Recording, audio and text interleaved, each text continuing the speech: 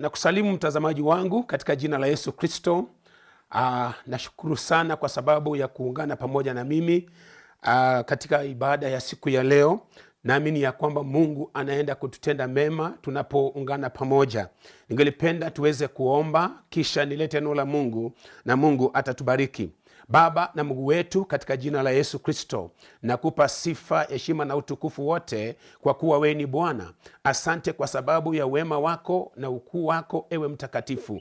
Naomba ya kwamba siku ya leo Bwana unipe usemi wa neno lako. Naponena na watu wako, ewe Bwana, nisinene mawazo yangu, bali ninene neno linalotoka kwako, kwa utukufu na heshima ya jina la Yesu Kristo. Sababisha mtazamaji wangu apokee ufunuo ambao utabadilisha maisha yake, kwa jina la Yesu Kristo tumeomba na kuamini, amen. Bwana apewe sifa.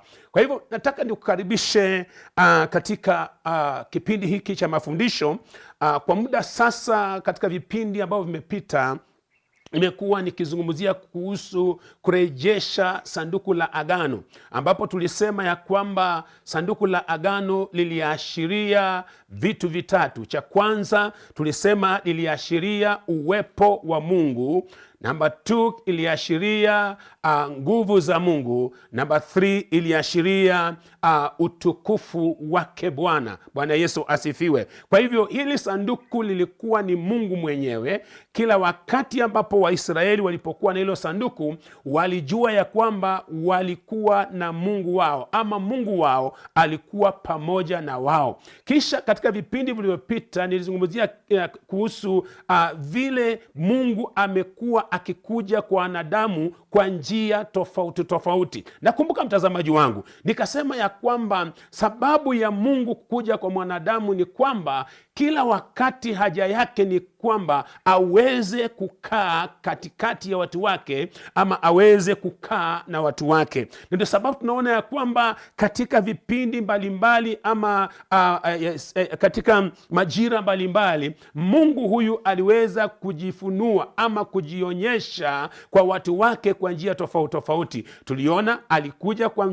njia ama mfano wa sanduku la agano, kisha baadaye tunaona akakuja katika mwili ambapo sasa alijulikana kama Yesu Kristo, ambapo tulisema ya kwamba jina Yesu maana yake ni mwokozi, na tukaona ya kwamba ilimbidi Mungu avae mwili, aje kwenye mwili, diposa aweze kuokoa mwanadamu ambaye ana mwili. Bwana Yesu asifiwe. Kisha tukaona pia Mungu akaja sasa kwa njia ya Roho Mtakatifu, na tukaona katika vifungu kadha kadha katika Injili ya Yohana, kwa mfano mlango wa 14 mstari wa 15, tukaona ya kwamba akazungumzia wanafunzi wake, akawaambia ya kwamba ninyi mkinipenda mimi mutazitii amri zangu, na mkisha sitii amri zangu, nami nitamuomba Baba, naye atawapatieni msaidizi mwingine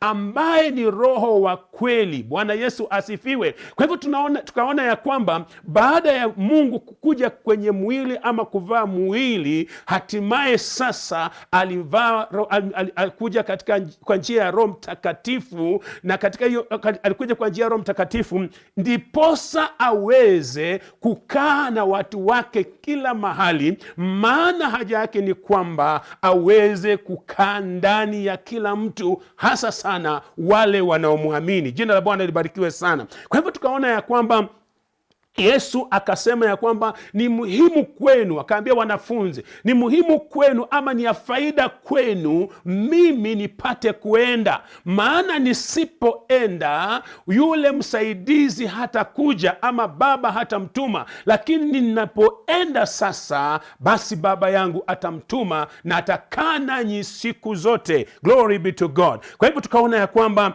Mungu, sanduku la agano sasa tuko nalo kwa njia ama kwa mfano wa Roho Mtakatifu, na huyo ndiye Mungu mwenyewe. Leo hii mpenzi mtazamaji wangu, nataka nizungumzie kuhusu maandalizi kwa ajili ya sanduku la agano, na ningependa uelewe hivi ya kwamba sanduku la agano ni Mungu mwenyewe, na kila wakati watu waliohusiana na sanduku la agano walikuwa wanajitahidi wanatayarisha ama wanatengeneza pahali pa sanduku la agano kukaa. Bwana Yesu apewe sifa. Tuliona kwa mfano wakati Musa alipoambiwa na Mungu aweze kujenga hema, the tabernacle, katika kitabu cha Exodus chapter 25 tuliona Mungu akawambia Musa aende kwa Waisraeli na awaambie watoe sadaka, atwae sadaka kutoka kwao kwa kila mmoja aliyekuwa na moyo wa kutoa. Kisha wakisha leta hizi sadaka, katika mstari wa 8 Exodus chapter 25 verse 8, Mungu akasema ya kwamba and let them make for me a sanctuary that I may dwell in their midst. Bwana apewe sifa. Akasema ya kwamba na wanitengenezee mahala patakatifu ili nipate kukaa miongoni mwao. Kwa hivyo baadaye ndio tunaona katika mstari wa 10 wa Exodus 25, sasa Mungu anamwambia Musa kisha afanye ama atengeneze sanduku la agano kwa mti wa mshita. Glory be to God. Kwa hivyo tunaona ya kwamba hema lile palikuwa ni mahala ambapo sanduku la Bwana lingeliwekwa. Lile hema lilikuwa na sehemu tatu. It had the outer court, the holy place and the holy of holies. Na hili sanduku la agano likawekwa in the holy of holies. Bwana apewe sifa. Hapo ndipo uwepo wa Bwana ulikaa. Glory be to God. Kwa hivyo utagundua ya kwamba kila wakati ambapo watu walitaka kuhusiana na sanduku la agano ambalo ni Mungu mwenyewe, walitengeneza pahali pa kuliweka hilo sanduku la agano. Tuliona kwa mfano katika kitabu cha 2 Chronicles, Mambo ya Nyakati wa Pili, mlango wa 5. Glory be to God. Mlango wa 5 tukaona ya kwamba katika ule mstari wa 7 Biblia inasema ya kwamba and the priest brought the ark of the covenant of the Lord to its place, to the sanctuary of the house, into the holy of holies, under the wings of the cherubim. Hallelujah. Tunaona ya kwamba baada ya Solomoni kulijenga ile hekalu, alipokuwa amekamilisha, Biblia inasema ya kwamba makuhani ambao walikuwa wameruhusiwa na Mungu kuliguza ama kulibeba lile sanduku, walibeba lile sanduku na wakalileta patakatifu katika nyumba ya Bwana. Glory be to God.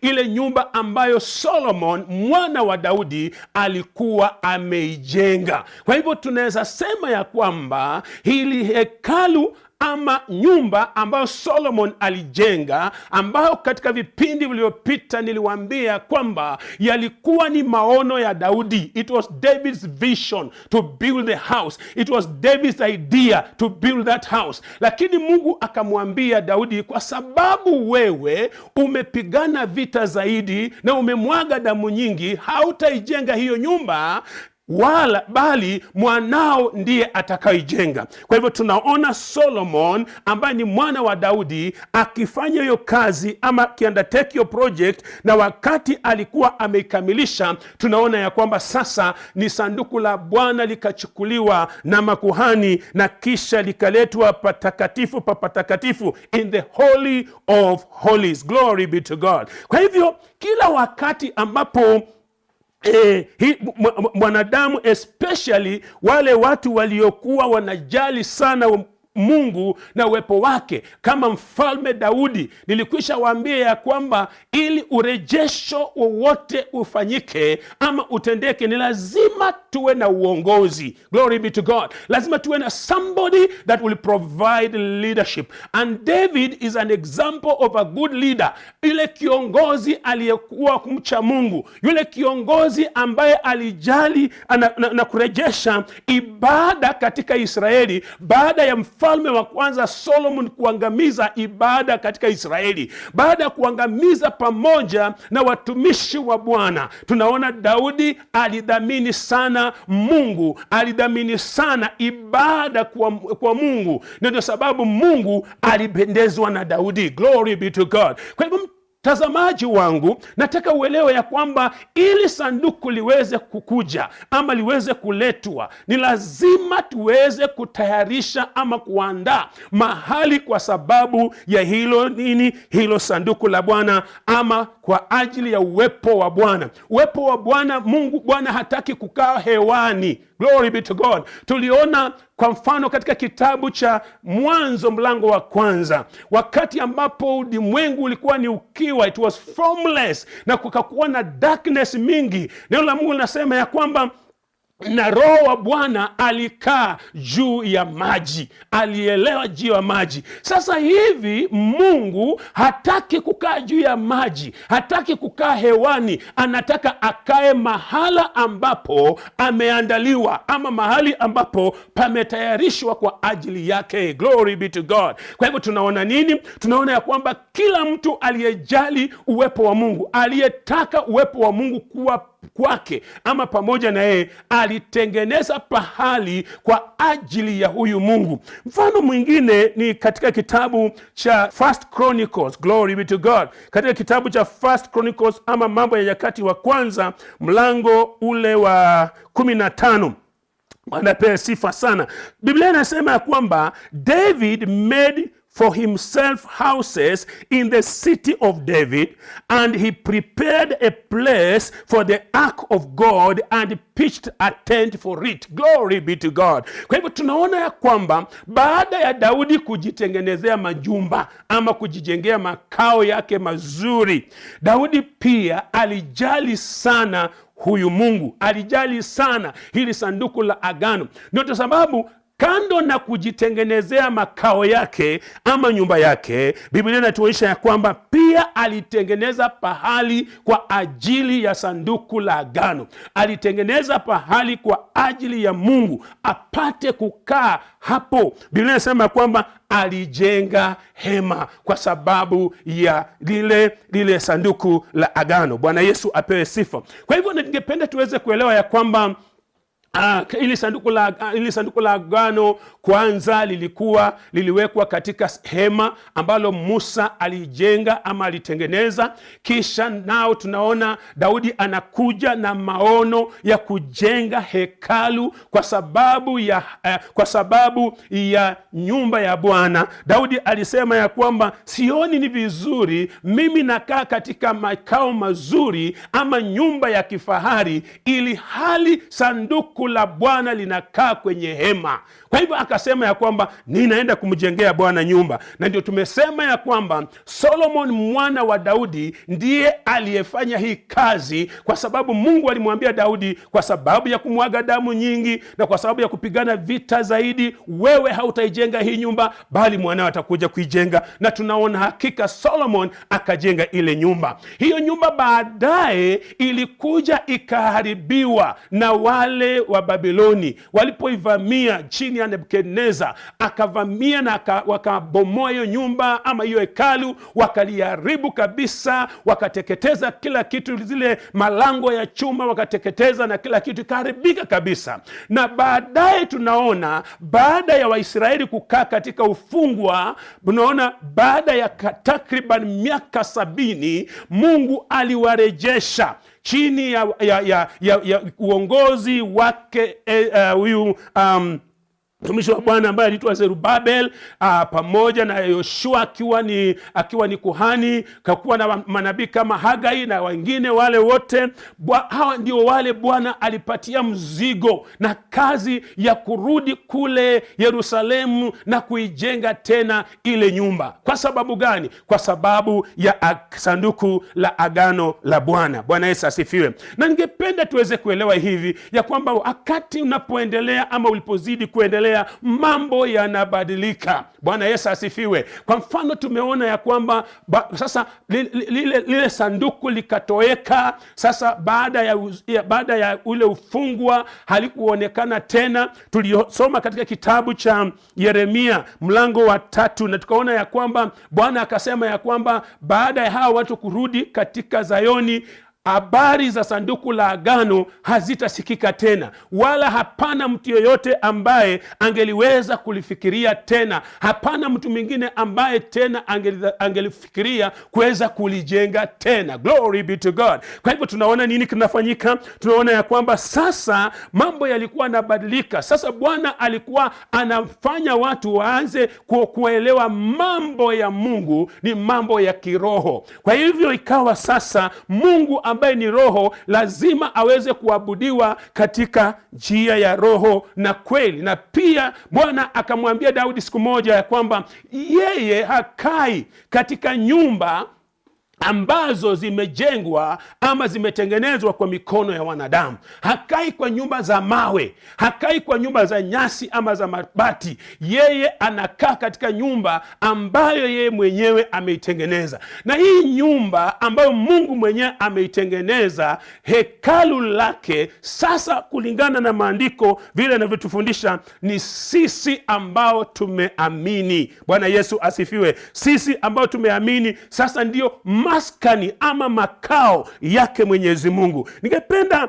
tuangazie kifungu katika kitabu cha Waefeso mlango wa 2. Nataka tuangazie kifungu cha 19 na kifungu cha tuangazie kifungu cha 19 na kile cha 20. Nataka uone vile neno la Bwana linavyosema. Kwa maana sasa tunaishi katika kipindi ama dispensation of the Holy Spirit. Bwana asifiwe. Now the ark has come to us in the form of the Holy Spirit. Now the Holy Spirit does not want to dwell in the block houses, bali anataka aishi ama akae kwa watu wake kama vile ilivyokuwa haja ya moyo wake kuanzia mwanzo pale. Ndugu zangu, ndivyo Bwana pia anataka hata siku zetu za mwisho aweze kukaa katika nyumba ambayo yeye mwenyewe ameijenga. Katika kitabu cha Ephesians chapter number 2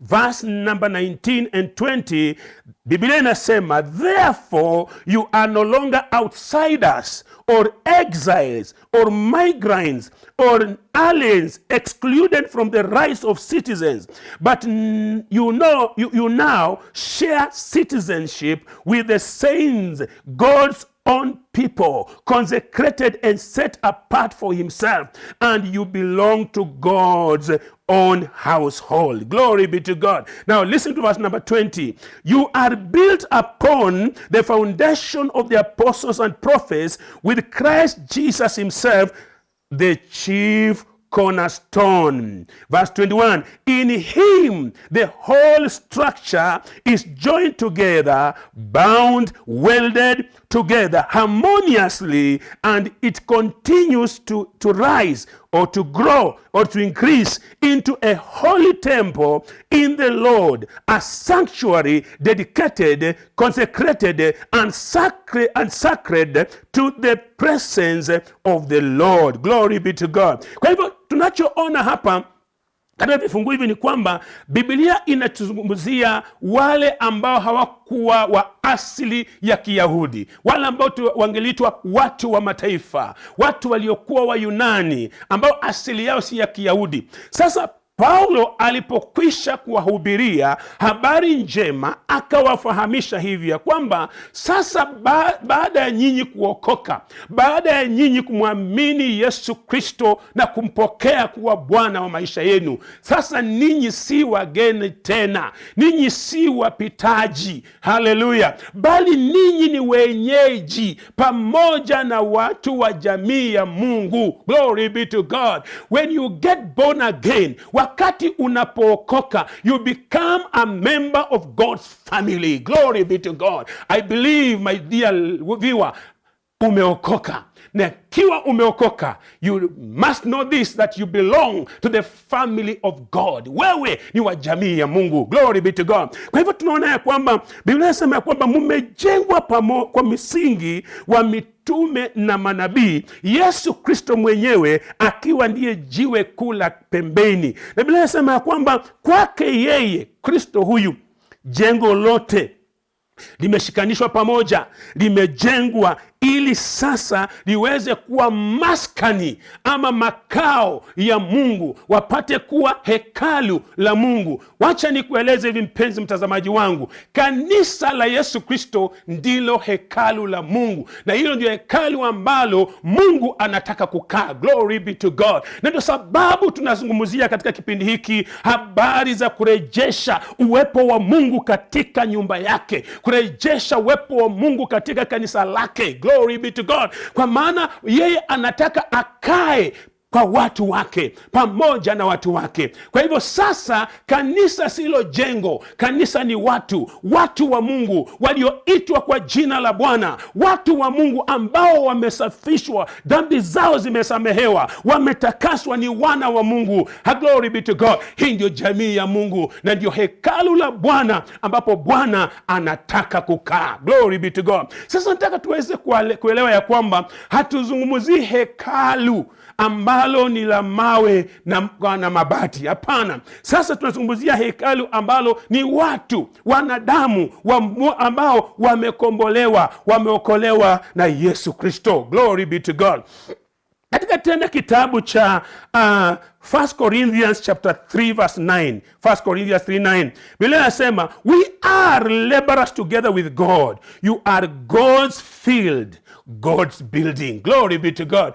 Paul pia anazungumzia kanisa la Wakorintho, na anawaambia ya kwamba sisi ni watumishi ama wafanyakazi pamoja na Mungu. Glory be to God. Na anasema, na ninyi ambao tumewahubiria, ninyi ambaye mumeokoka kwa kutokana na ujumbe ambao tumewahubiria, ninyi kwanza ni shamba la Mungu. Glory be to God. Alafu anarudi nasema, nyinyi pia ni jengo la nani? La Mungu. Kwa hivyo ana refer to the believers as God's building, which in other words we call the temple of the Lord. Glory be to God. Kwa hivyo tunaona ya kwamba kanisa la Yesu Kristo ndilo jengo la Bwana. Na tunapoangalia vizuri sana katika kitabu cha First Peter, na inatuambia kwamba sisi waumini we are living stones, ni mawe yaliyo hai, na haya mawe yaliyo hai yamejengwa pamoja ili iwe maskani yake Bwana. Kwa hivyo now we are talking about a spiritual temple. This spiritual temple is the body of believers. Bwana asifiwe. Mwili wa wale ambao wanaamini. Na ndio sababu ningependa ujue mtazamaji wangu, haja ya Mungu sasa hivi, Roho Mtakatifu anataka aishi miongoni mwa watu wake, wale ambao wameokoka, wako pamoja kwa nia moja, wale ambao wameitwa kwa jina la Bwana, ambao ni jamii yake Mwenyezi Mungu. Glory be to God. Hallelujah. Naam. Kitu kingine ambacho tunachoona kutokana na maandiko, sasa tunaanza kuangalia hiki kitu kinaitwa hekalu. Maana sanduku la agano liliwekwa katika hekalu, na tumesema ya kwamba sasa tumetoka kwenye hekalu lililojengwa kwa mawe na kwa mabati ama material yale mengine. Sasa tunaangalia hekalu ambalo ni those living stones, yale mawe yanayoishi, which refers to the believers or the body of believers, wani waumini ambao wamemwamini Yesu Kristo. Naam, Paulo tena anatufundisha kitu kingine katika waraka wa kwanza wa Korintho, 1 Corinthians chapter 3 verse 16. Sikiza vile anavyosema, do you not know that you are the temple of God and that the Spirit of God dwells in you? Glory be to God. Je, hamjui kwamba ninyi ni hekalu la Mungu na Roho wa Mungu anakaa ndani mwenu? Sasa the temple ama hekalu ambalo Roho Mtakatifu anakaa ama anataka akae ndani yake is not the buildings. Bwana pewe sifa. Sio yale majengo ambayo tunaita makanisa, bali yeye sasa anataka akae in us, ndani yetu. Ndio sababu Paulo anawaambia waumini hapa ya kwamba hamjui ya kwamba ninyi ni hekalu la Mungu na Roho wa Mungu anakaa ndani yenu? Hilo ni swali. Ukiangalia mstari wa 17 anaendelea kusema, if anyone defiles the temple of God, God will destroy him. For the temple of God is holy, which you are. Glory be to God. Sasa tunaona ya kwamba baada ya Paulo kutuonyesha katika mstari wa 16 ya kwamba sisi waumini, the corporate body of Christ Jesus, hallelujah, tuko nini? Tuko hekalu lake Yesu Kristo ama Mungu, na Roho Mtakatifu anakaa ndani mwetu. Anatoa tahadhari kwa mtu yeyote ambaye atathubutu kuharibu kanisa la Bwana. Haleluya. Na ndio sababu nataka niseme hivi, mpenzi mtazamaji wangu, kanisa la Bwana ni kitu ambacho mwanadamu hapaswi kuchezea.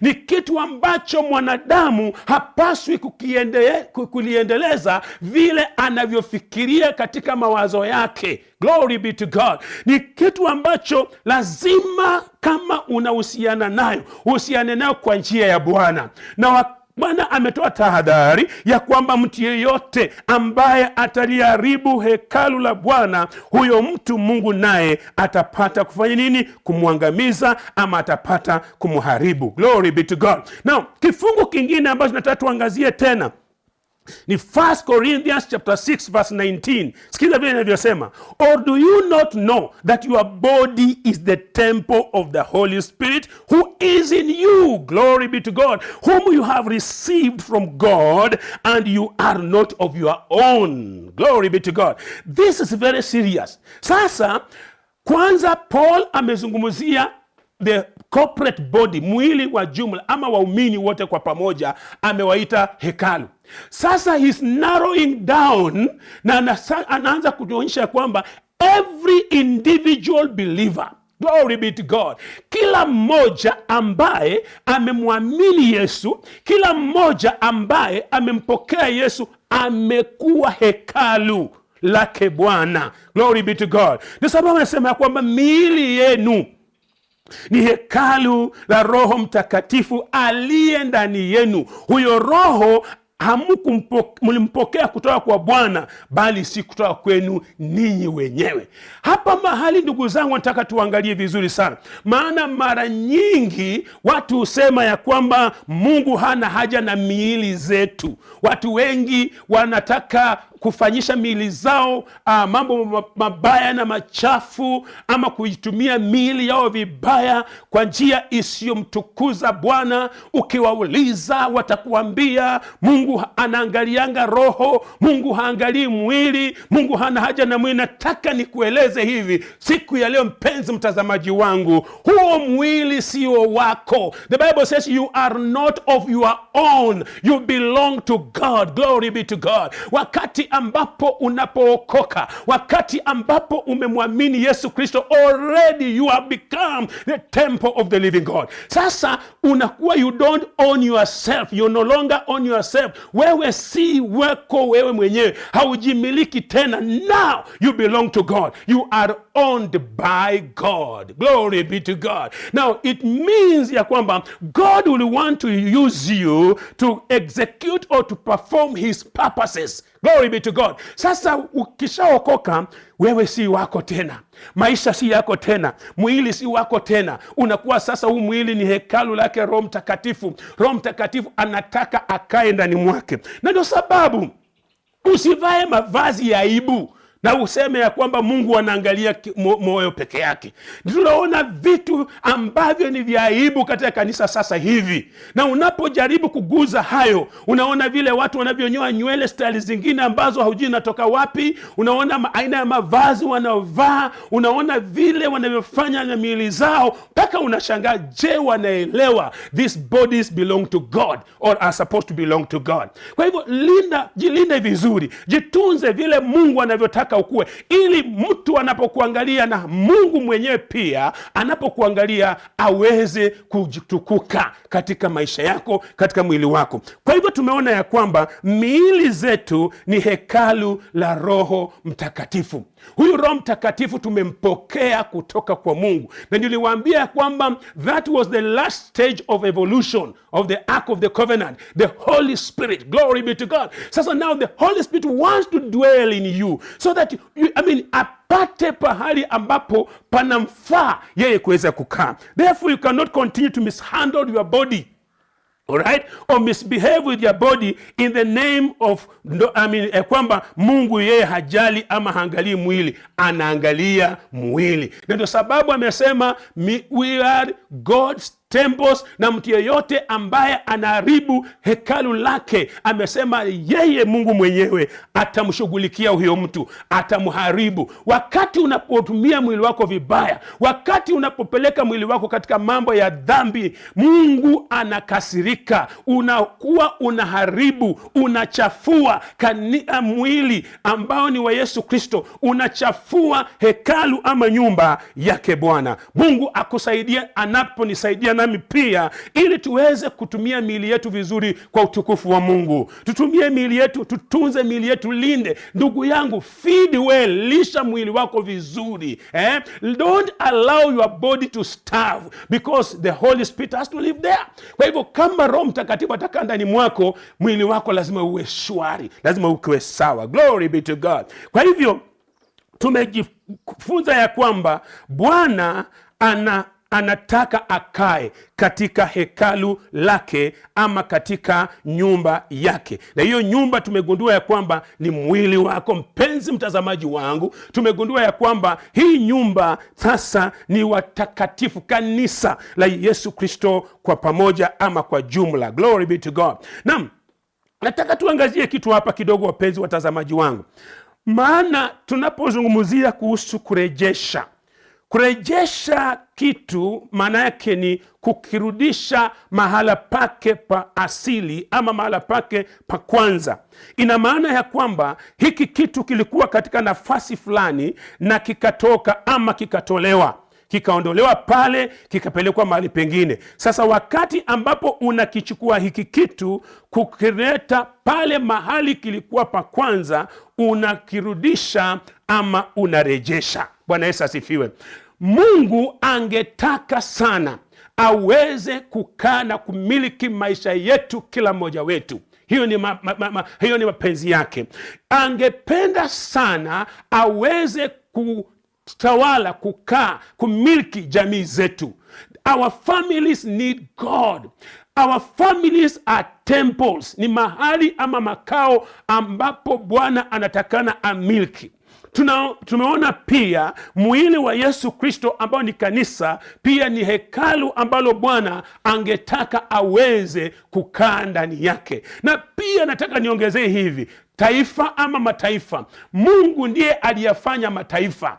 Na kwa hivyo alipofanya mataifa, alitaka ama alikusudia mataifa yaweze kuendelea na kuendelezwa kwa njia ambayo inamtukuza yeye, kwa njia ambayo inampendeza. Kwa hivyo taifa linatakana kujitayarisha na kujiandaa ili Bwana awe Bwana wa hilo taifa, aweze kukaa na kudumu katika taifa hilo. Mataifa mengi sasa hivi kuna viongozi ambao hawajali Mungu, kama yule Saul aliyemtangulia David. Yeye hakushughulika na mambo ya Mungu, hakushughulika na mambo ya ibada, aliangamiza ibada. Kuna mataifa mengine there is no freedom of worship. Kuna mataifa mengine hawana uhuru wa kuabudu. Watu wanawekewa vikwazo, hawawezi kuabudu Mungu kwa njia iliyo huru. Mataifa kama hayo, Bwana sio Mungu wao.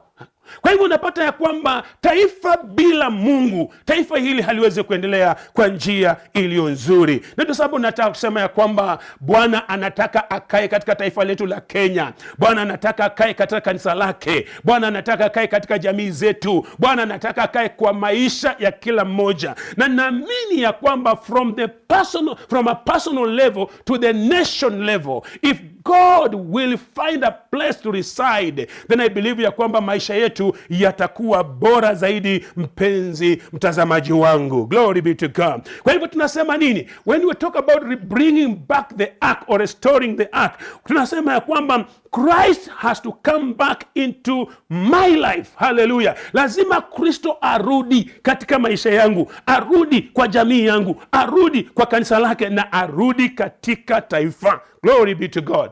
Na swali ambao ningependa tuweze kujiuliza, wapenzi watazamaji wangu, ni nini ama ni nani aliyemfanya Mungu kutoka katika maisha yetu, katika jamii zetu, katika taifa letu na katika kanisa. What drove away God's presence?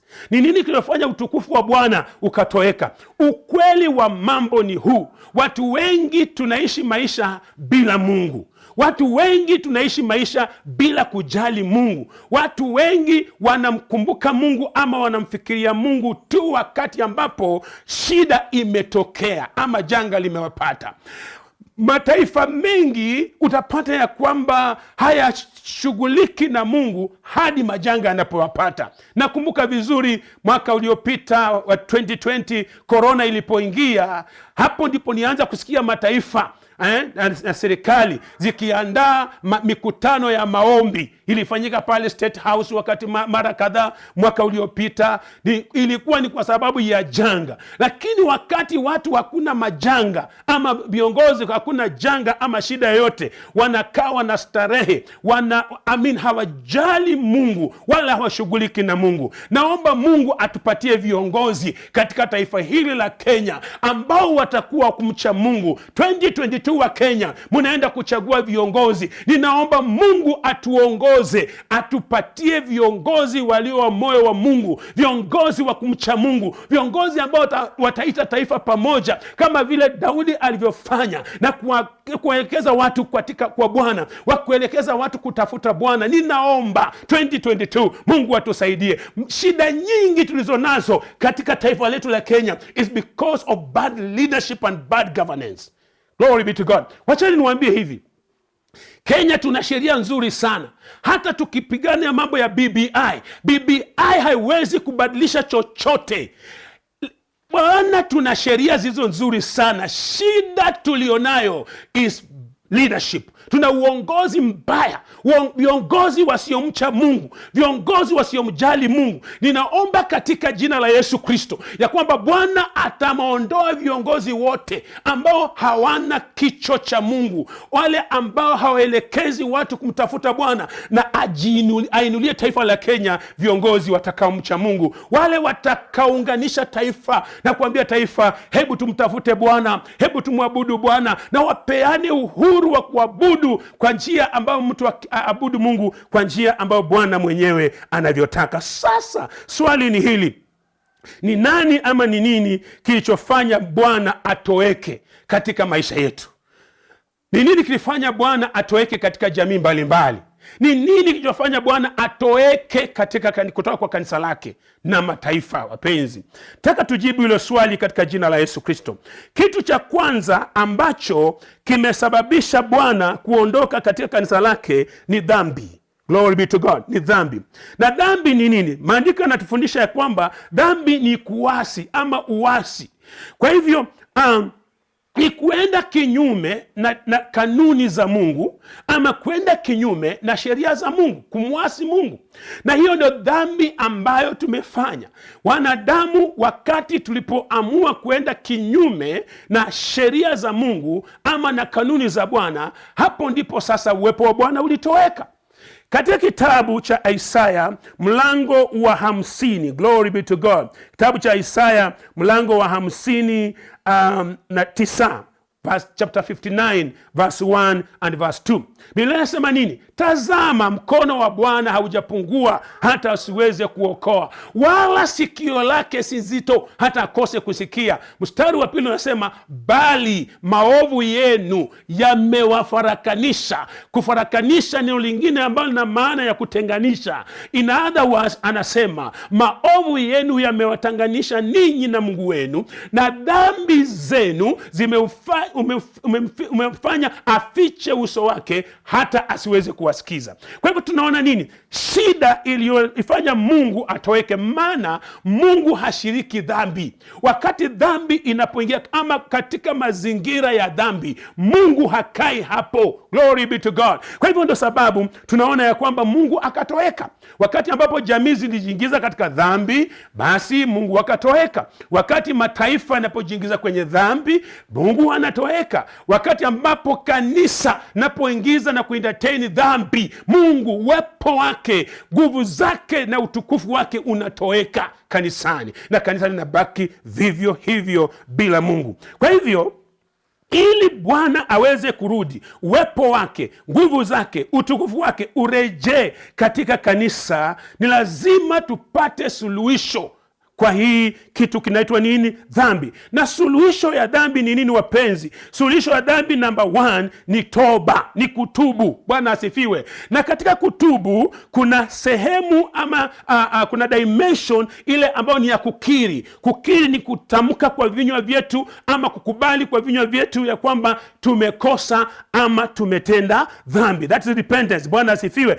Repentance iko na element ya confession with our mouths. Ndio sababu katika 1 John chapter 1 verse 9 Biblia inasema, if we say that we have no sin, we deceive ourselves and the truth is not in us. Verse number 9, if we confess our sins, he is faithful and just to forgive us our sins and to cleanse us from all unrighteousness. Mwana asifiwe. So number 1, repentance means confessing with our mouths. Tunakubali kwa vinywa vyetu tumekosa ama tumetenda dhambi mbele za Bwana. Na tunapofanya hivyo, Biblia inasema kwa kuwa Mungu ni mwaminifu na ni mwenye haki, atatusamehe dhambi zetu na kisha pia atatuosha kutokana na udhalimu ama na uchafu wote. Sehemu nyingine ya toba ni ile kugeuka, hali ya kugeuka ama kitendo cha kugeuka. Kugeuka ina maana ya kwamba ulikuwa unaelekea upande ule na ikuwa ni upande mbaya ambapo utakani kwenda, unageuza direction ingine. Bwana asifiwe. Katika 2 Chronicles chapter 7 verse 14 Biblia inasema hivi, if my people which are called by my name shall humble themselves and pray and seek my face and turn from their wicked ways, glory be to God, then will I hear from heaven and I will forgive their sin and I will heal their land. Bwana asifiwe. Kwa hivyo kuna vitu kadhaa ambavyo vimetajwa pale, but mojawapo ya vitu vimetajwa ambao ni element ya toba is turning away from their wicked ways. Kwa hivyo repentance inamaanisha number 1, tukiri makosa yetu, tukubali kwa vinywa vyetu. Number 2, tuweze pia kugeuka, tuachane na njia ambazo ni mbaya ama matendo mabaya, na kisha tuweze kurudia Bwana. Glory be to God. Then sehemu ya 3 ya toba ninapotamatisha, mpenzi mtazamaji wangu, it is going back to the original position. Bwana asifiwe. Ni kurudi katika nafasi iliyokuwa ya kwanza. Na napoangalia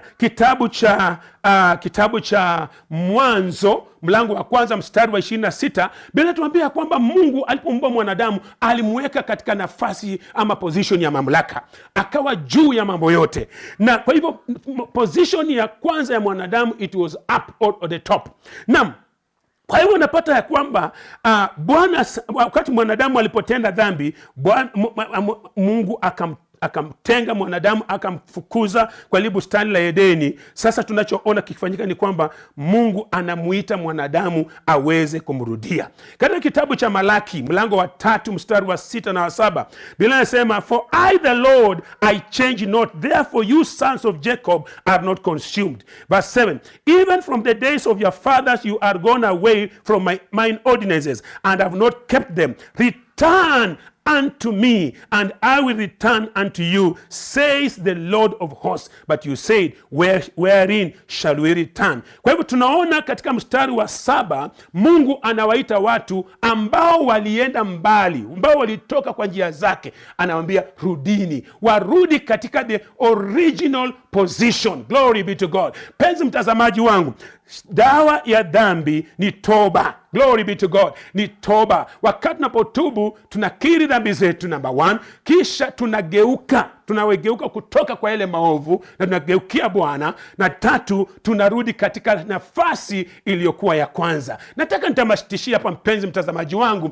nitaendeleza katika kipindi kinachokuja, na ndio sababu ningependa nikuombe ya kwamba ungana pamoja nami katika kipindi hicho ambacho kinakuja siku na wakati na saa kama hii. Najua ya kwamba Mungu anaenda kukusaidia uweze kuelekea katika kiwango kingine kwa utukufu na heshima heshima ya jina la Yesu Kristo. Glory be to God. Ningependa tuweze kuomba pamoja. Naweza kuwa hapo mpenzi mtazamaji wangu na wewe haujaokoka, haujapokea Yesu Kristo kuwa Bwana. Hili sanduku la agano, hii Roho Mtakatifu hajafanya makao ndani mwako. Nataka nikupatia nafasi hii mpenzi mtazamaji wangu, upeane maisha yako kwa Yesu Kristo. Umruhusu aje, Roho Mtakatifu aje akae ndani mwako. Glory be to God. Kwa hivyo nataka uombe ombi hili nyuma yangu. Sema, Bwana Yesu, nimesikia neno lako, nimeliamini.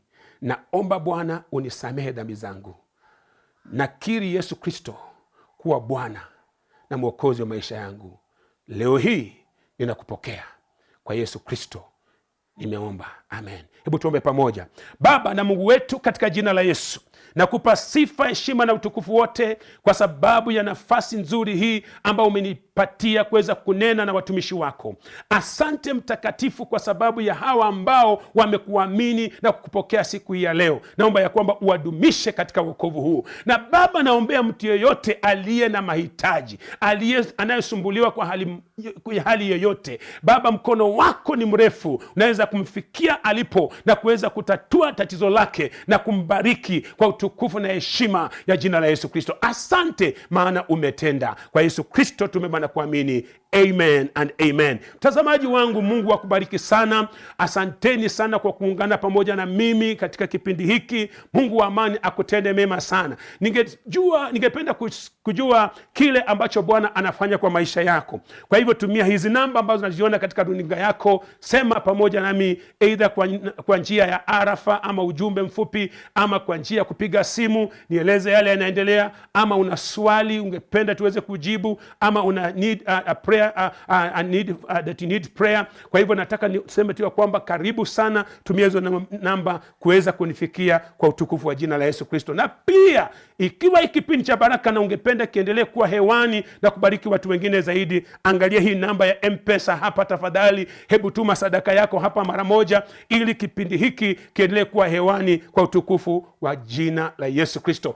Tukutane tena papa hapa saa na siku kama hii ya leo. Number 1 TV ndipo mahali tunakutananga. Mungu akubariki sana. Amen.